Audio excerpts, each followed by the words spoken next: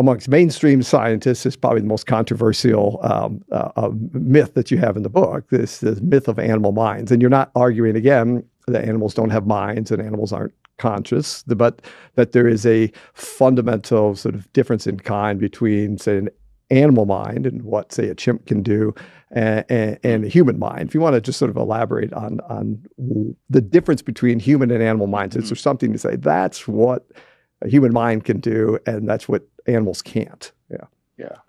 Well, I mentioned teaching and language, and we could return to those if necessary. But one, which is apparently very trivial, and I only came across it relatively recently, I'm reading quite actively into this area, is that animals, especially social animals, quite often are separated.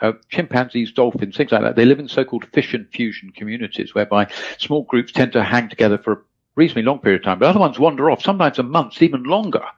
And then they come back to the group in one context or another. And when they return to the first approximation, they're all greeted enthusiastically. They're delighted to see each other. The sort of metaphorical shaking of hands and hugging and all the rest of it. What happened? Where were you? All the usual sort of, debriefings going on. But animals never ever say farewell. So when some animal wanders off, they don't give them a hug and say, take care of yourself and something. So the animal equivalent of the arrival halls are always packed, but the animal equivalent of the departure halls are always deserted. There's nobody there at all. And I think effectively what this is telling us is that animals have no concept of future.